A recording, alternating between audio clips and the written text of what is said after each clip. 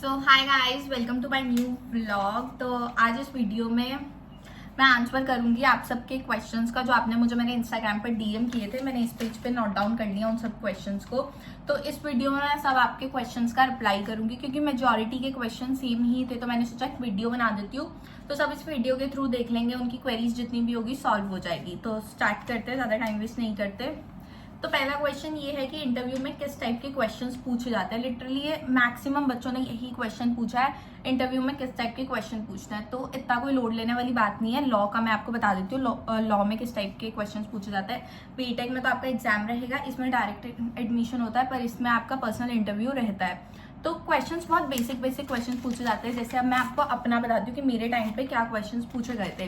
तो सबसे पहला क्वेश्चन ये था कि अपना इंट्रो वगैरह देना होता है, आपको इंट्रो दिया आपने, उसके बाद वो आपसे पूछेंगे कि कॉन्ट्रैक्ट का बिल्कुल बेसिक पूछते हैं। वो आपसे ज़्यादा एक्सपेक्ट नहीं करते कि आपको कॉन्स्टिट्यूशन का पूरा आइडिया होगा, आपको बीएनएस का आइडिया होगा, आपको बीएनएसएस का आइडिया होगा। इतना कोई लोड लेने वाली बात नहीं है। उनको भी पता है कि आप सिर्फ 12th क्लियर करके आए हो या मैक्सिमम आप लोगों ने क्लैट दिया होगा, तो इतना कोई लोड लेने वाली बात नहीं है।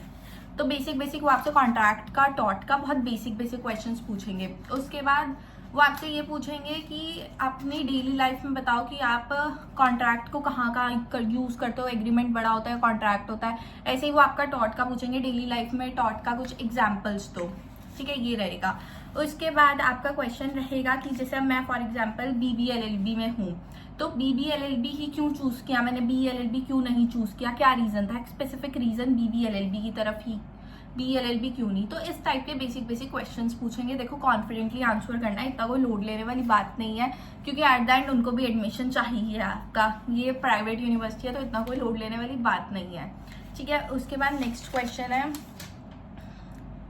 एनवायरनमेंट कैसा है मणिपाल का। देखो एनवायरनमेंट का अब मैं आपको कैसे बताऊँ, यहाँ अच्छे लोग भी हैं, बुरे लोग भी हैं, और बहुत बुरे लोग भी हैं, और बहुत अच्छे लोग भी हैं। सारे टाइप के आपको कंप्लीट मिक्स मिलेगा आपको एनवायरनमेंट। ये कम्प्लीटली आपके ऊपर डिपेंड करता है कि आप किस एनवायरनमेंट में उठना बैठना कर रहे हैं, आपका कहाँ हैंग आउट करना है, कैसे लोगों के साथ हैंग आउट करना है। तो ये कम्प्लीटली आपके ऊपर डिपेंड करता है। इसमें ऐसे यूनिवर्सिटी में देखो हर टाइप के आपको मिक्स लोग मिलेंगे, तो ये कम्प्लीटली आपके ऊपर है, आपकी कंपनी कैसी है।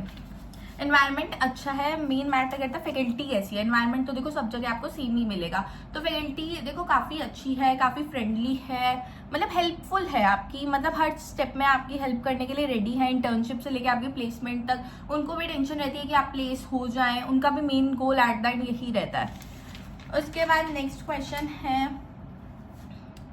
अगर किसी को GHS नहीं लेना हो तो बाहर कोई अच्छा ऑप्शन। देखो मैं सुंदरवन में रहती हूँ, मुझे सुंदरवन का आइडिया है, सुंदरवन हॉस्टल में रहती हूँ, तो बाहर में आप सुंदरवन हॉस्टल की तरफ जा सकते हैं, काफ़ी अच्छा ऑप्शन है। मैं खुद सुंदरवन हॉस्टल में रहती हूँ। बाकी अगर आपकी कोई भी क्वेरी हो सुंदरवन हॉस्टल के लिए तो आप लिंक वेबसाइट से या इंस्टाग्राम से नंबर वगैरह निकाल के आप कांटेक्ट कर सकते हैं उनको। उसके बाद नेक्स्ट क्वेश्चन है टोटल कॉस्ट क्या रहेगी अप्रॉक्स। देखो मणिपाल में टोटल कॉस्ट, सबसे पहली चीज़ आपके प्रोग्राम की अलग अलग फीस रहती है। अब जैसे मैं लॉ की हूँ तो लॉ की अलग फीस है, BBA की अलग फीस है, MBA की अलग फीस है। तो ये आप अपनी फीस जो रहेगी वो आप अपनी वेबसाइट से निकाल लीजिएगा, हर साल बढ़ती रहती है थोड़ी थोड़ी। अब मेरी फीस है 2,05,000 मेरी फीस है। तो लॉ में अब जो नए सेशन वाले बच्चे आ रहे हैं ऑब्वियसली उनकी ज़्यादा ही होगी, तो ये फीस का आप अपना देख लेना वेबसाइट पे। उसके बाद अब GHS, अब कुछ लोग GHS की तरफ जाते हैं और कुछ लोग बाहर की तरफ जाते हैं, तो उनका 1 लाख का कंप्लीट डिफरेंस आ जाता है। कोई जो GHS जाते हैं और जो बाहर रहते हैं उसमें डायरेक्ट 1 लाख का डिफरेंस है आपका।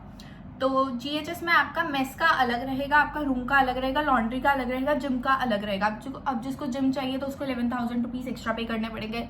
लॉन्ड्री का आपका अलग रहेगा, मेस का अलग रहेगा। तो ये टोटल आपका ऑलमोस्ट 3 लाख तक जाएगा, 3 लाख तक तो आराम से जाएगा ही जाएगा। तो ये आपका रहेगा इतना, और आपके प्रोग्राम की फीस अलग से।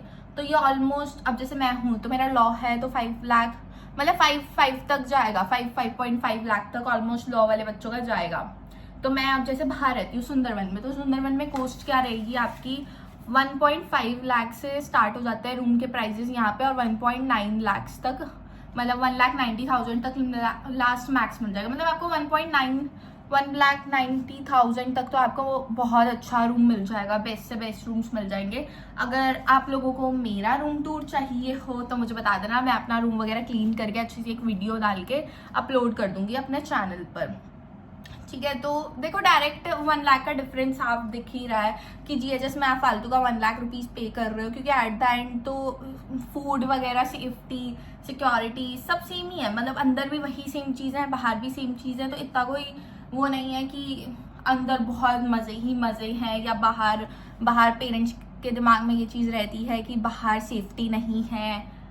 नहीं, ऐसा कुछ नहीं है, सेफ्टी अंदर भी है, सेफ्टी बाहर भी है, ऐसा कोई वो नहीं है।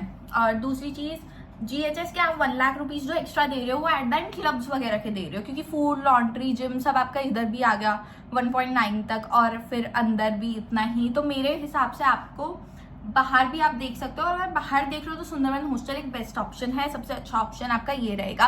1 लाख का कंप्लीट डिफरेंस है। अब ये कंप्लीटली आपके ऊपर है कि आप अंदर रहना चाहते हैं या आप बाहर रहना चाहते हैं, ये आपके ऊपर है, क्योंकि अंदर सिर्फ आप क्लब्स के ही एक्स्ट्रा पे कर रहे हो, या क्योंकि फूड वगैरह हर चीज़ सेम ही है अंदर भी बाहर भी। तो ये कम्प्लीटली अब आपके ऊपर है कि आप किधर रहना चाहते हो, तो कॉस्ट उस अकॉर्डिंग आपकी रहेगी।